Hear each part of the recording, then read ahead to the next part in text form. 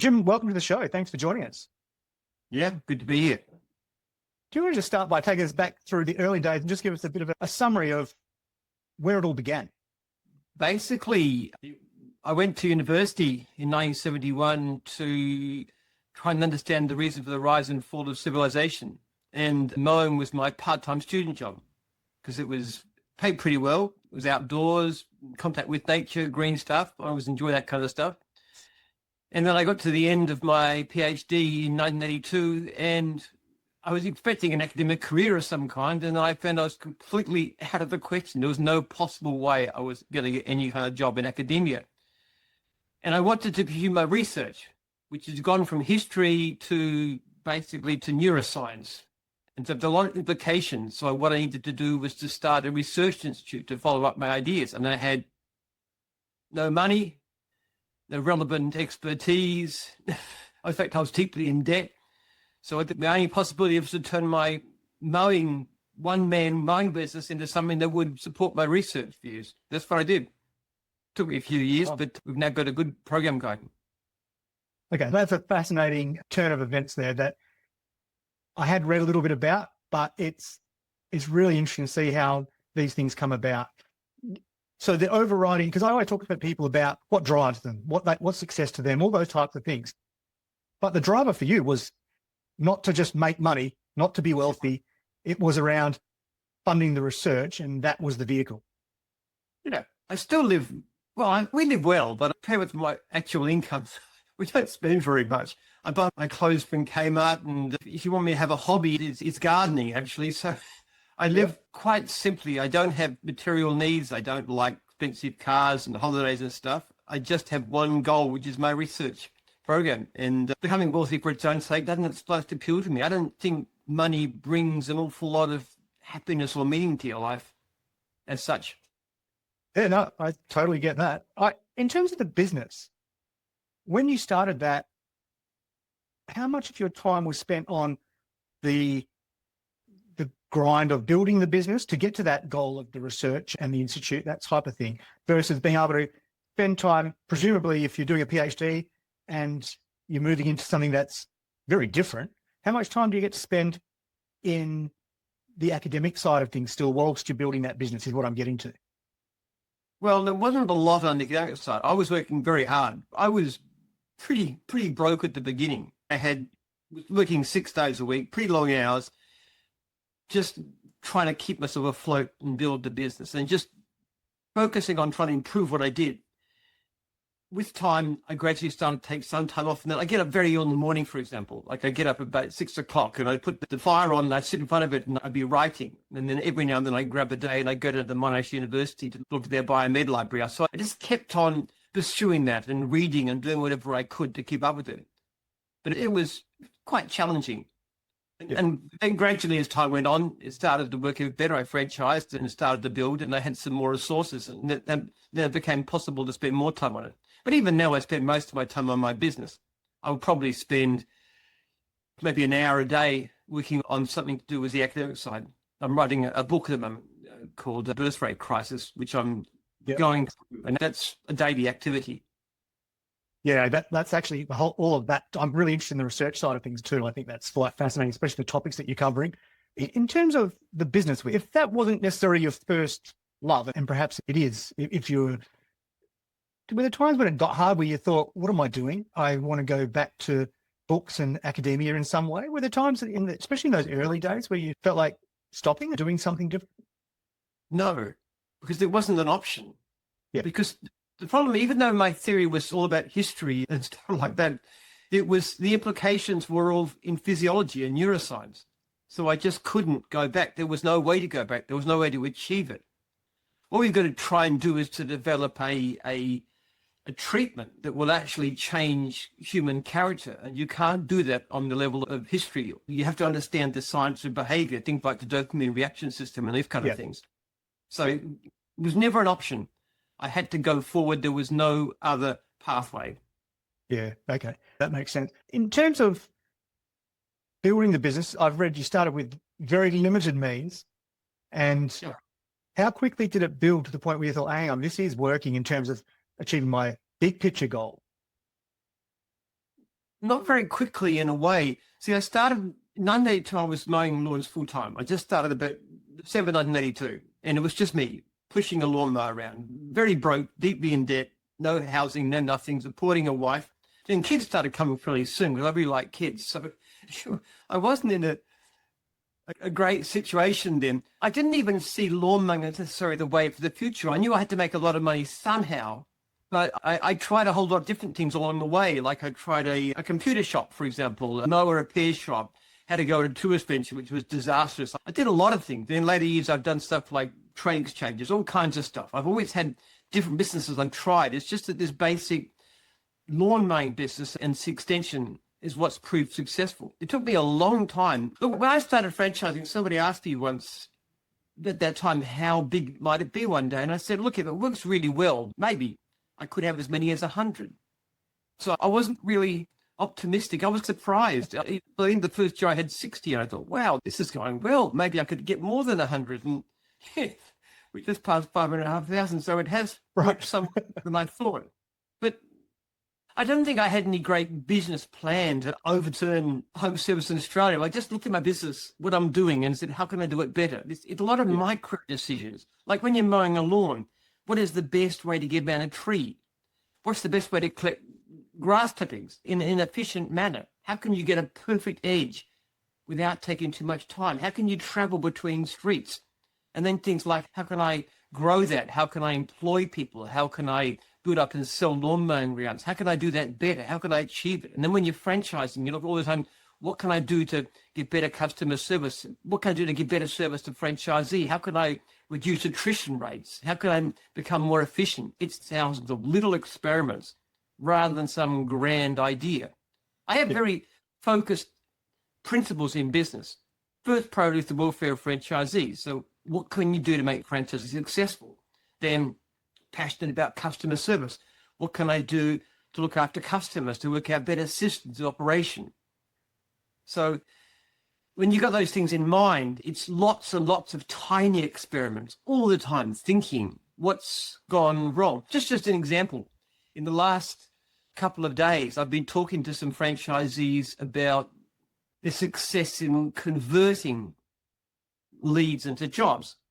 And I was talking with one Indian guy, this is by email, who's having some troubles with that, and he wasn't converting very well. So we had a chat about how he could do that, and looked at one of the ideas is to change his name. His name is something like Kin Jalku. So we're changing his name to Ken for business purposes. And he's worked out a different way of talking to clients. Now, I've had correspondence back from him that's been successful, that his conversion rate has leaped dramatically. So now I'm looking at, okay, This is a lesson that I've learned. This is just recent. How can I apply that elsewhere? So this morning I was actually in contact with another franchisee, also from Indian descent, and said the same thing to him. And I've been talking about how we can train people to do things like that.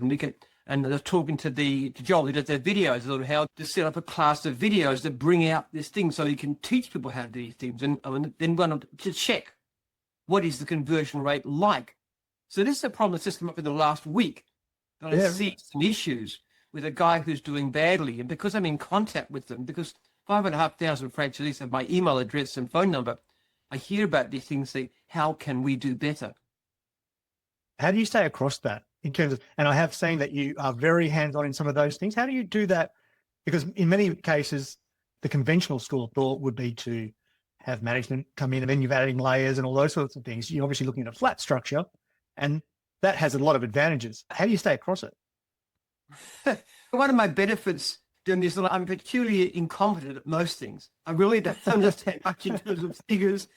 Administration, I'm pretty bad. My wife is wonderful. I've got a wonderful lawyer who works with us, and I've got terrific people around me.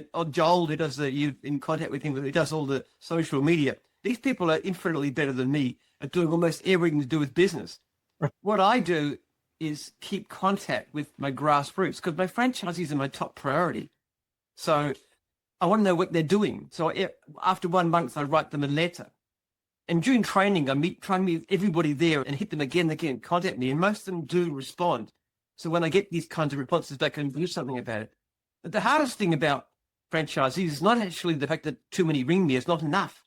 I don't hear about problems. But when I do, it can be incredibly useful. But so I deal with individual franchisees a lot. I want to know what's going on. What's the problem? So far this morning, I've had about 5 different franchisees approach me about one issue or another. There was one who had a problem with the fact that they weren't getting enough leads. Okay, and I had a look at how they were set up in the system. One thing I noticed, she wasn't getting much work in another franchise in the same area because she wasn't covering as many suburbs. So I looked at the list of where she was going and I said, why don't you cover up here to this area here?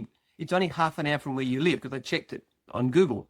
So that's an example of something that I do all the time. But there's nothing more important to me than having individual franchisees succeed, to help them directly, but then also to understand what's gone wrong and why these problems arose. And I also deal with clients too. So far this morning, I've dealt with 3 different cases of clients' complaint that were serious ones. And they looked at that and they said, okay, what's gone wrong? Why weren't these dealt with properly? For example, there was one with the case with blinds. And this approached me. He's actually one of our franchisees who got some blinds done. And he said, why? And I looked at the notes. And 2 months ago, we were looking for spare parts for the blinds. So I wrote back to the franchisor and said, 2 months is too long. Okay. So basically, we need either fix this thing now or give the guy the money back. And then what's wrong with our system that allows that to happen? Why has 2 months gone by with no checking? So I'm thinking about that all the time. So these issues, trying to fix individual issues, but also looking at the structure behind them. I just believe it's really good to be at the grassroots of your organization, understanding people, clients, franchisees, employees, everybody. What are their problems? What are their issues? And then try and do something to fix those. Looking at those sorts of things at scale, Mowing and some of the different business segments that you're involved in, you would look at things like, and I talk to everybody about AI at the moment.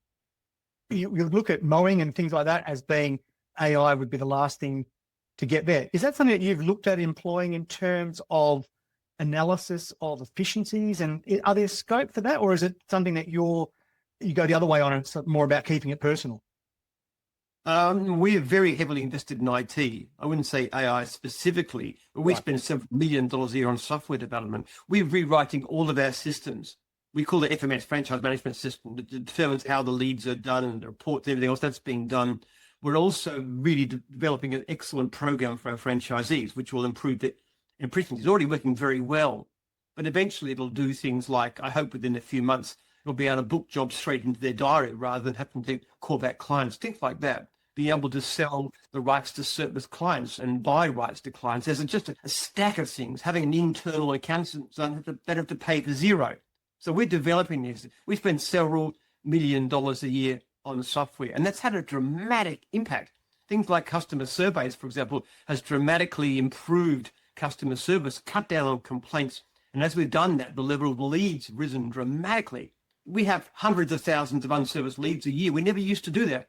But as our customer service has improved, our complaints have dropped, then the lead volume rises. We're actually working on now a client app, which makes it easier for clients to get in. So we use IT very well. We can do an awful lot better. It's very frustrating because it's so slow to get things done. We also use AI, though. For example, in our programmers, they're about 20% more efficient now in terms of development because of AI. It's like a junior program. And we use AI for things like social media to some extent. And there's a virtual gym that you can actually see on jimpenman.com. You can ask questions. That's all set up. That's just been done the last few weeks. So you can actually go and ask this virtual gym questions and it'll give the answers based on my previous talks, like this one.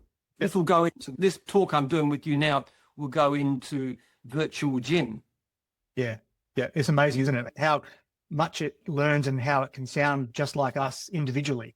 It's very good, actually. Occasionally it gets it wrong, but when there's a question that it can't answer or makes a mistake, then I go back in and I do some more input to actually correct. Yeah. Jim, in terms of when you started the business, what was your biggest strength? And my follow-up question, is that still your biggest strength today? I've got 2 strengths, actually. I've got 100 weaknesses. I've got some things I'm bad at. But there's 2 strengths. One is that I am very innovative, very original as what killed my academic career. It was so wildly out of the mainstream. There was no possibility of a job. So if you tell me two different ways to do things, the standard, I'll give you three other ones. I just think like that. Gym franchise is extremely unusual. There's nothing like it anywhere in the world. The only system that I know of that you can vote out your franchisor or move to a different region or even division where you can veto changes to your own manual, all kinds of really weird stuff that nobody else has thought of. So I'm very innovative and I'm passionate in a very emotional sense about service. Service principally now points to franchisees, but also to clients. And it's like a mission. And to a large extent, that tends, because I can talk about it, it tends to get spread. And my franchisors and franchisees tend to be very mission focused too, very service oriented. It's that emotional values thing. So those are the things that I'm good at. Nothing else in particular. And that stay consistent, and that's what's got you to where you've got to. I'm very driven. I don't give up. People complain that I push them too much and stuff, but I'm just relentless. And it's been going on for decades. It's 36 years as a franchise. Being relentless would have to be a third strength. That's got to be in there for sure, because I think that is often something that people they underrate. And I think that is actually something that's so critical to people who succeed, is being relentless. Oh yeah, sure too. I'm very resilient too. I don't cope with, I get a problem and it just doesn't worry me. I just say, okay, that was a mistake. Let's not do it again. Okay, what do we do now? I probably don't worry enough about things. My wife is more of a worrier. She looks at things as all these mistakes you've made. And I said, yeah, okay, all right. Learn from that. Where do we go now? Well, talking about weaknesses, and I know you're talking about there's lots of them, and I guess we all have that. But what was something that stuck out in the early days as your biggest weakness, and how do you overcome that? How do you address that? My biggest weakness, the biggest mistake is going into things I don't understand. Like all the other side ventures I talked about. I set up a psychology institute, which related to my research. That was just terrible, loss of money. I've set up a factory to build fiberglass trailers, which is something I know nothing about. And we were very bad at it. Things like trade exchanges and all kinds of stuff that I've done. So my biggest mistake is that I jump into things I don't know enough about, when I should stick to my core mission, things I know about. And I hope I've learned that lesson now. I have very poor personal skills in some way. My wife says I've got Asperger's. I'm unaware of social context a lot. I've also largely face blind. I find it hard to distinguish faces apart too, which is very embarrassing in my situation. I don't recognize them all very well. It's not extreme, but it's and I'm terrible at small talk. I just can't talk about nothing. They've put me into a crowd of people. I'm shockingly bad. I just don't cope very well with that kind of situation. So it's some of the things. Okay. And in terms of the business itself, did you ever take on investors, or did you look at that type of thing as you progressed, or was it not something that you were interested in? Not really, no. I vaguely looked at things at times, but the business has actually got very good cash flow. Yeah, I've always been profitable. I don't like people who get businesses where they have to borrow a lot of money and run at a loss. That kind of thing freaks me out. I like businesses that make money. No, maybe I don't expand quite as fast as I would if I didn't. But we've actually got very limited debt. Our entire debt would be significantly less than a year's profit of the business. So it's very low levels of debt, including property that we own and stuff. So it's very little debt, lots and lots of very good cash flow. In a sense, we don't really lack money at gyms. It's not that kind of business. What we lack is people. I can find a good person to come to me and say, I'd like to start a new division. That's gold to me, but I can't do it without them. We've got somebody now who's just ready to start up gyms, legal and conveyancing, which is something we've tried ourselves and didn't do very well. But now we've got this great company that's just signing up, and they're going to take it across the whole country. Now, I'm not going to make a fortune, but it's exciting. It's finding somebody who's got the right kind of skills and attitude to work in that area and do it better than we could do it ourselves.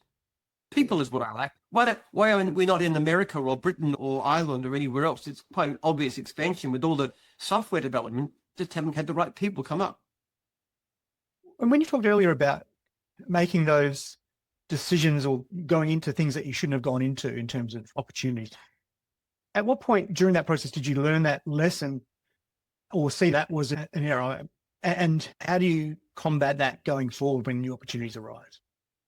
I learned the lesson because I can look at the figures and make a big loss. Pretty fast one to learn. I'm not very good at figures, but you see these massive negatives sort of spring out at you. You say, oh, okay, all right, that's not a good idea. I wish I could say I did it once or twice and learned the lesson, but I've done it many times. I think now I've really got to the stage where I've got a fairly good idea, and even things that are not quite our core area, I'm saying, okay, do we need to do this? We've got Jim's insurance. I'd really like to work out a way of farming it out, finding somebody who understands that industry and can really drive it forward and make it a much bigger company than we've ever done. It looks okay for us, but it's still small. Yeah. Not our core expertise. So it's something I'm trying to learn. I mean, like I'm 73 and I probably learned more serious lessons in the past year than I have in the rest of my life because of all the learning that goes on all the time. Yeah. Just keep on learning, make mistakes. And I've made many mistakes. I've made more mistakes. I make more mistakes in the typical year than most people do in their entire lifetime. When you look at those mistakes and they've cost money, those types of things, it's one thing to make mistakes, but it's another thing to make mistakes that aren't disastrous to the company itself or don't put the company at risk. Yeah. How do you manage that risk when you're doing? The one useful advice my father gave me about business is don't bet the farm. Don't gamble when you can't afford to lose. So I've always followed that principle pretty carefully. Though sometimes, especially in early days, I didn't assess things, know how much I was losing. So it did put a bit of strain on things. Yeah. But always within the structure of the income, that you've got a certain amount of income. Okay, we've made less profit this year, and because of this thing I've done wrong, we're still making money. I've never failed to make profit, not since the time I was pushing a lawnmower around by myself. That's pretty useful. Yeah. In terms of you talked about how important people are to the business.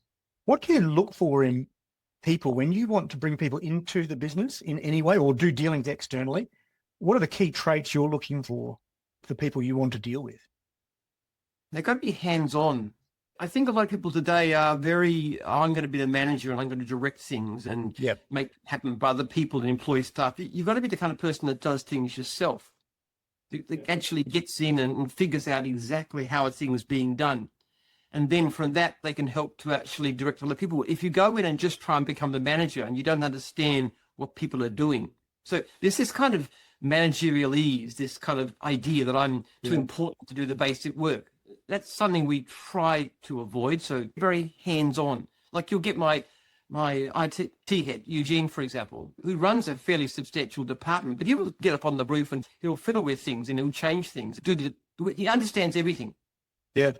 So that's kind of person. You do want people, if you can find them, who are driven by efficiency, who are actually want to do things better. That's quite rare and quite difficult to find these days. We find a lot of people of Asian descent, for example, either first or second generation, tend to be better in that kind of area because they'll look at things like and say, okay, but this is inefficient. Why are you doing it this way when they could do it so much easier that way? A lot of staff will most staff don't think that way. They'll think, oh, we've got a nice, comfortable job. I've got nice friends and this kind of thing. And this is a nice social environment and I'm pretty well paid and that's good. And it's easy to find people like that. But to find the disruptor, the person that says, no, we could do it better. Remember when I had to do with this from the early days. When I just left school, I took a gap here, and for 6 months I worked for the Commonwealth government. And one of the things that struck me about that was how inefficient the whole thing was. Yeah. I had barely enough work to occupy half my time.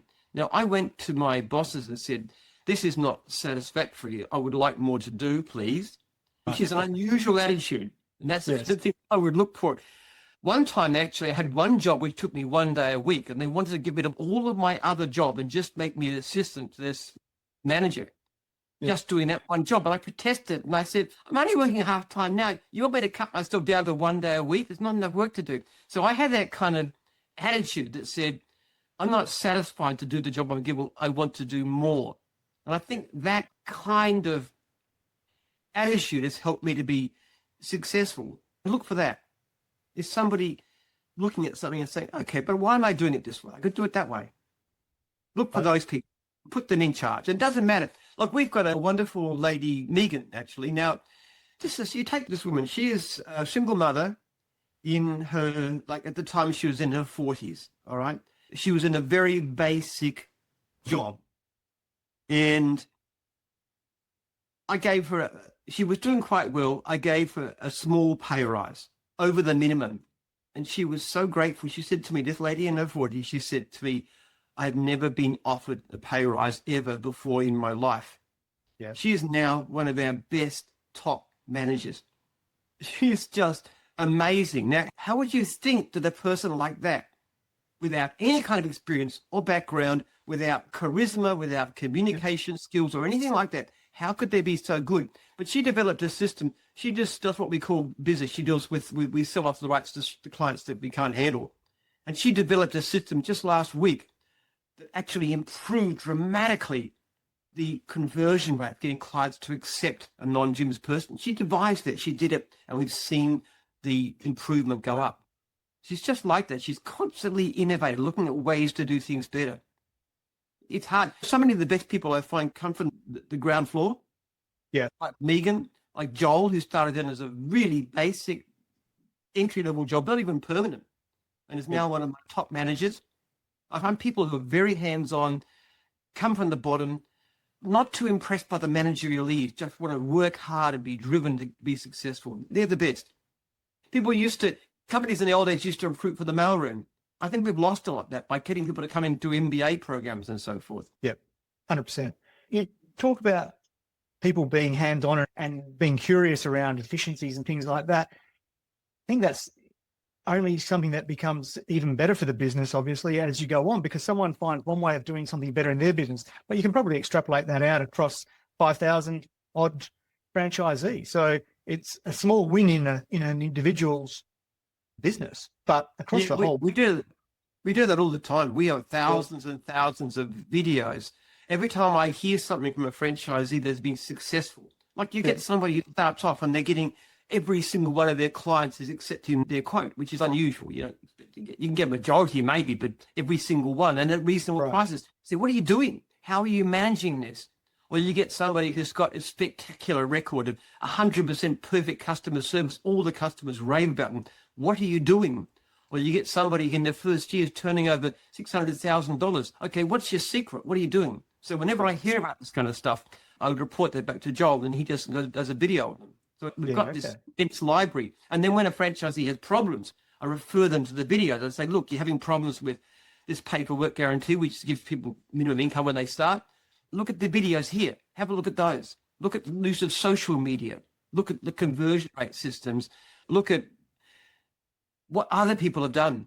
These people have built major businesses. They employ people successfully. What are they doing? You can learn from that. Jim, you talked about earlier the differences in people that you've seen over the years. Is that something in terms of people coming in on that managerial ease, or they want to be the managers first up, or whatever it might be? Is that something more of these days from younger people, or am I generalizing here? Yeah, I'm sad to say it, but I think there's been a loss of character in the younger generation of Australians. They become very flabby and lazy and soft, and not as focused on work as I find older workers are very good. And as I said, particularly Asians or new immigrants or even their children, they tend to be a lot more focused, a lot more looking at their work. And a lot of it's like, what are you doing work for?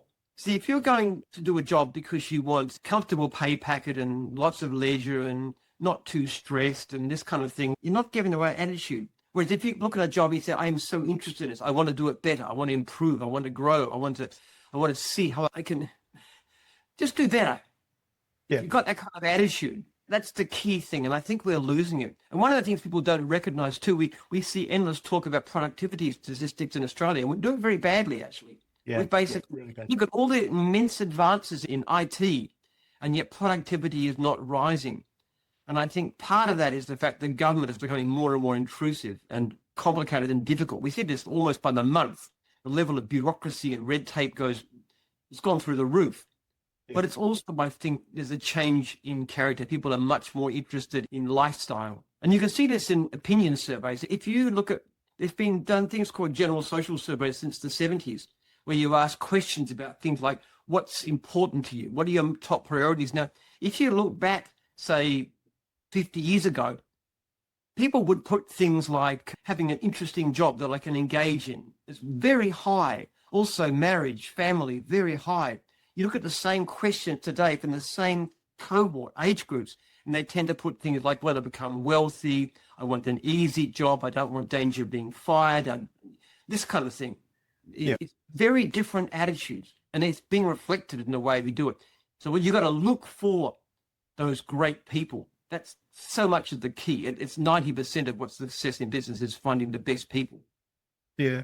And I tend to agree with all of that in terms of, you see the younger generation coming through, there's a level of complacency that has evolved simply because I think in many respects we've had it too easy. We don't have those hardships. I think every now and again things that go wrong or cause problems without the government fixing them are good things for society in general. And I think that helps people build resilience and learn what really matters, instead of having these band-aid approaches where we just send people checks and we just fix this and everyone's got a job, it's all guaranteed. A bit of the hardship actually helps build a resilient nation. And I think we've lost a little bit of those things by just making things easy all the time. And it becomes a problem later on. And you see that evolving. You're actually spot on. One of the things I'm doing is looking at statistics in the past. This is from the academic point of view too. Yeah. You find, for example, the parents of the boomer generation in the 50s, late 40s to early 60s, with the very high birth rate, they were the ones particularly that passed their childhood, especially their late childhood, in the Depression years. And you also look at suicide. Look at the levels of suicide based on birth year, and you find the lowest level of suicide is people born in 1936, and it's risen and risen since then. You get deaths of despair. You get things like alcohol poisoning, drug overdose, suicide. These things are just going up and up too. Yeah. And life is too easy. It's making us lonely. It's making us isolated, individualistic, and it's making us sad. And too much time on their hands too. That's the problem, right? Yeah, I do. It's important to have time for the things that matter. And the trouble is, the things that matter to my mind are something that's worthwhile beyond yourself. Things like work, yes, a work that's meaningful to you, a job that's meaningful, that you care about. Also, family is important. Your partner is important. Your children are important. Your community is important. If you put your energy into those kinds of things, that tends to create a great, vibrant life.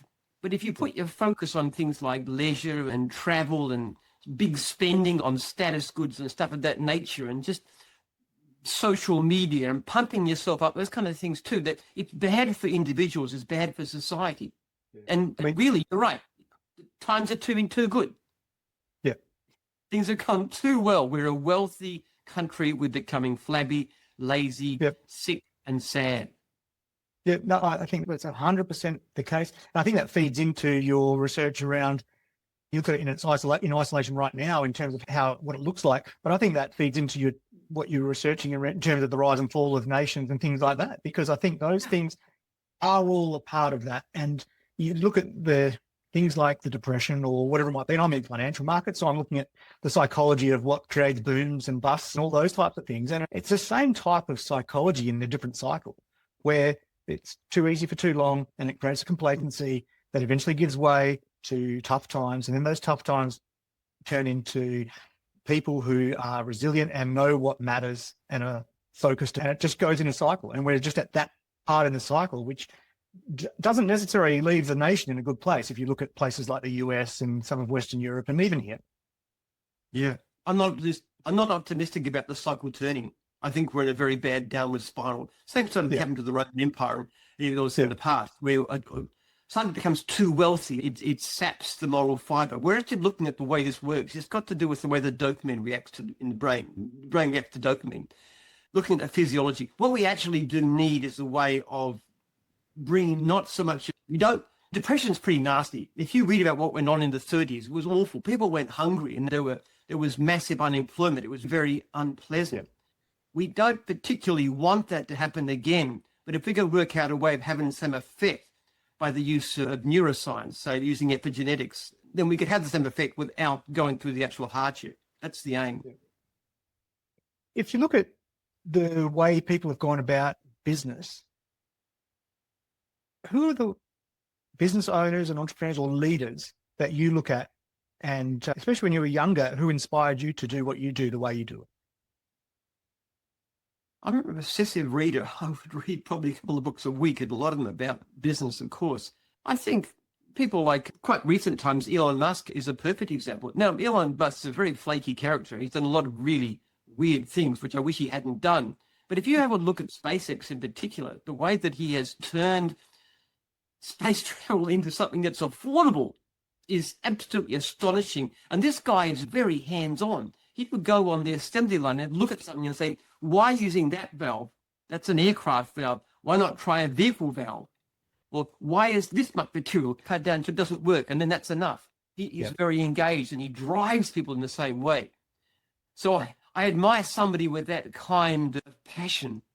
Look, a lot of great business leaders too. Hewlett Packard, for example, you go back a few generations, people who are very hands-on, very driven. Or even someone like Ray Kroc. McDonald's is a disgusting company from the point of view of the food that it produces. I don't like my kids to eat there.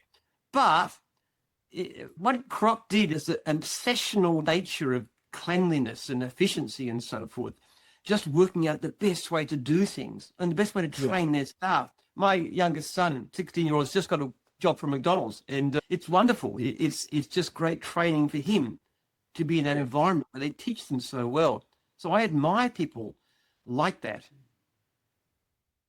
In terms of books that you've read, what are some of the very best or your favorites that come to mind that you would recommend? I'll send you afterwards. I'll send you my favorite book list if you like, and it's got. Yes, please do. Yeah. You're talking about in terms of self-improvement. There are some books that are really tremendously good. Things like Atomic Habits and Tiny Habits, because everything's about self-discipline. Everything you do in life is a matter of doing the things that you should do, but are not urgent. The important stuff. It's like me writing a book and so forth. So Tiny Habits, that kind of.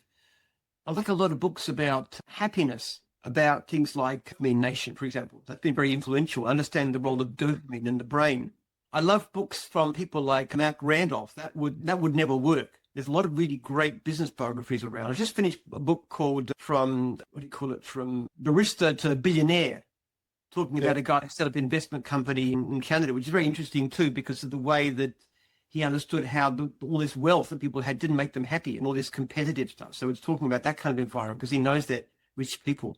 There are just so many. Actually, if anybody's interested, go to jimpenman.com.au and you'll see a book list. It's all in there. There are sort of like, there's 150 books in that place with different topics. There's science and there's happiness and there's business. Yes. There's so many great books around. I'm reading great books all the time. That's awesome. In terms of the advice that you've been given along the way, by anybody, what stands out as some of the most influential advice you've received? Mostly from books rather than people. Yeah, okay. Honestly, I do have some very good people within gyms, actually, that I probably, as strange as it may sound, a lot of my mentors are actually internal. There's people like Ali and Haydar who run gyms cleaning. They're phenomenal guys. They just got tremendous systems. In fact, sometimes I have something, I just want to give it to them. We used to have a contract department. I just contracted to them because they do it better than I do.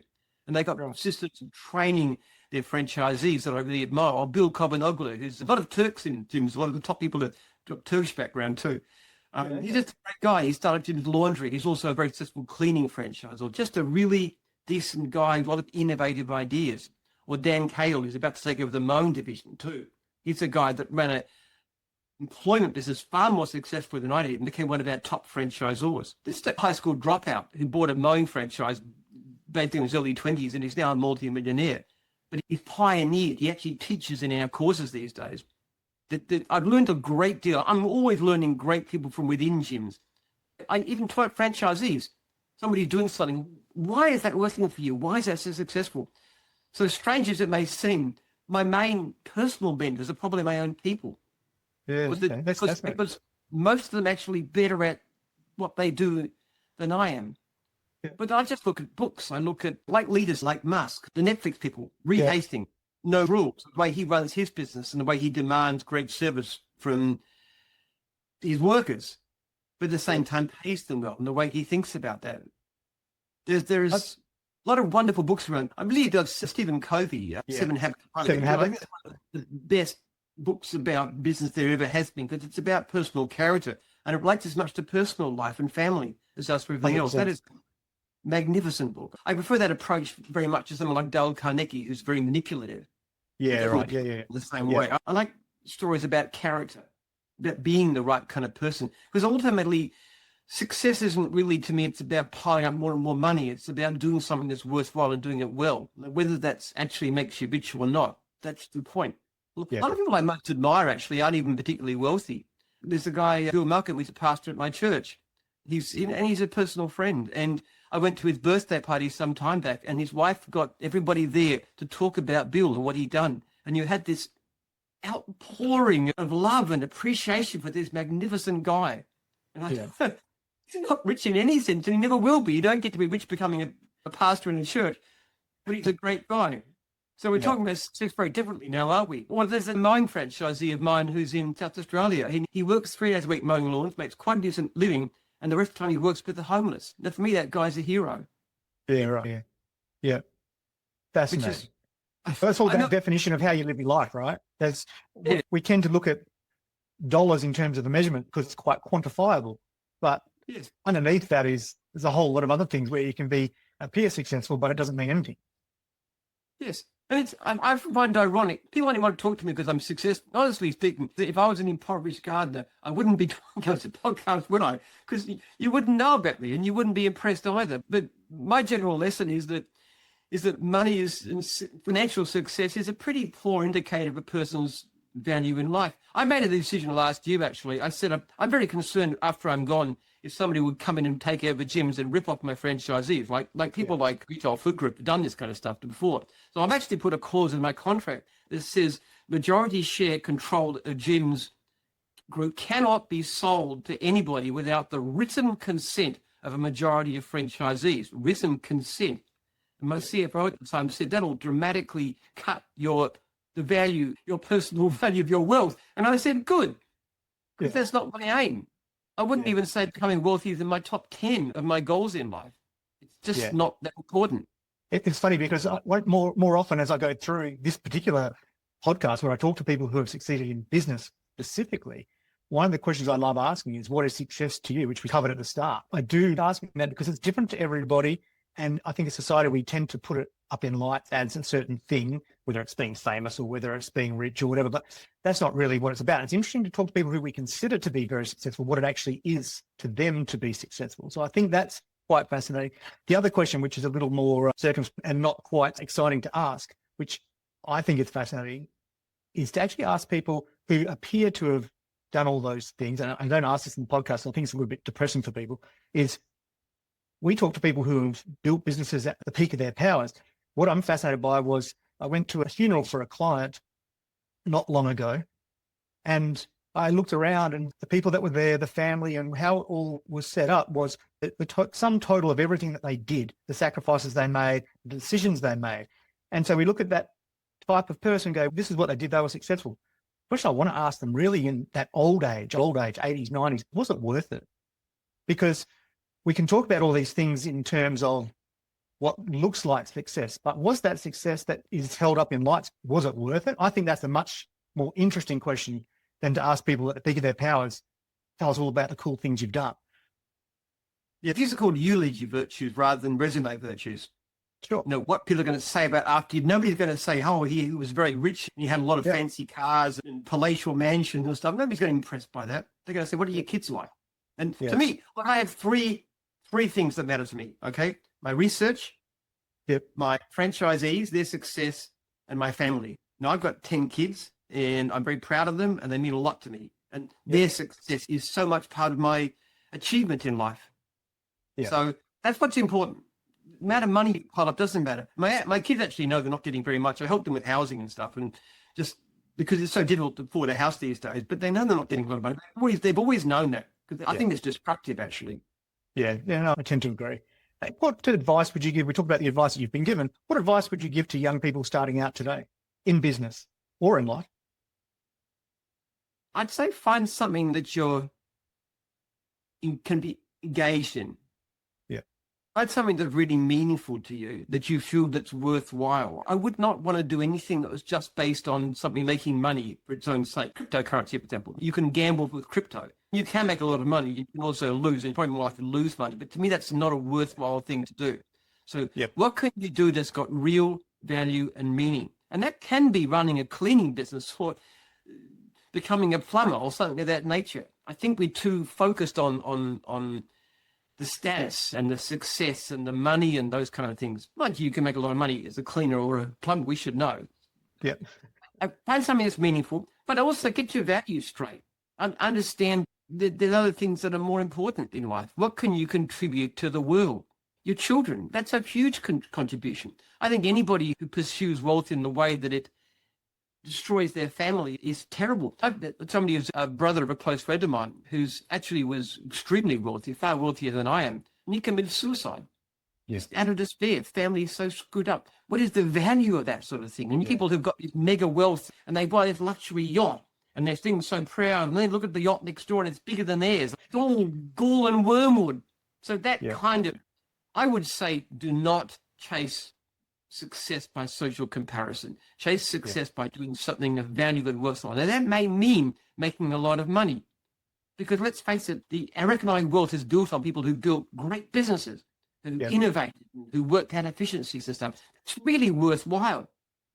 But what you do with your money should not be just selfish display and aggrandizement. The nicest compliment anybody ever said to me, it's one of my friends from church who actually knows a lot of fairly wealthy people. He said, "Jim, you're nothing like other wealthy people I know." Yeah. And that was really nice, because I hate the sort of the arrogance that comes with wealth and the sense of pride and the sense that I'm so good and other people are less than me. And that's a terrible attitude towards life. Yeah, there's some lessons in there, aren't there? And it's lost today in many ways. Jim, what's next for Jim's group? We just want to keep on getting better. There's some very exciting things that are going on right now. We're still growing, which is fun, which is good, and it's a good sign. But the new program we're doing, Jimbo, is, I think, revolutionary. I reckon if we can see the vision, it'll halve the number of complaints that come through. And if we can do that, we can dramatically improve the service to our customers and therefore the ability of our franchisees, their success as well. So that's very exciting. That may extend beyond Jim's group. You may work out a way of putting at the border contractor community, maybe across the world. There's lots of things we can do that are very helpful, providing a really top-level contract program, potentially for free, to millions of contractors. That's exciting stuff. So that's probably the single most interesting thing we're doing at the moment. Software, technology is fantastic. The opportunities are boundless. And in terms of, you mentioned before, you're 73. In terms of your future, is it something, do you have succession plans, or is your succession plan you just keep working as long as you possibly can? When I'm incapable, and I've got probably another 20 years or so, based on, because I'm in very good health. Yeah. There's going to be a board of directors set up to run Jim's group. My children will elect a number of people, probably 3 people on that. One will be chosen by my franchisees as a way of protecting their interests, and one will be representing my research institute. Yep. So they'll be the governing body, and there's certain ways that the trust can pay out to help my children have children and their children as well. So just basically some payouts to the family when they have kids to help them with that, but basically most of the money will go into the research foundation. Yeah. Okay. Yep. Yep. And Jim, who runs that? I don't know. I've got a couple of very capable children and their partners, potentially too, but it may not be any of those. It just depends on who's the best people to run the business at that stage. Yeah. Okay. Jim, it's been fascinating having a chat, and thank you very much for your time and insights and wisdom. I really appreciate your time. Thanks, Dion. Good to talk to you. Thank you.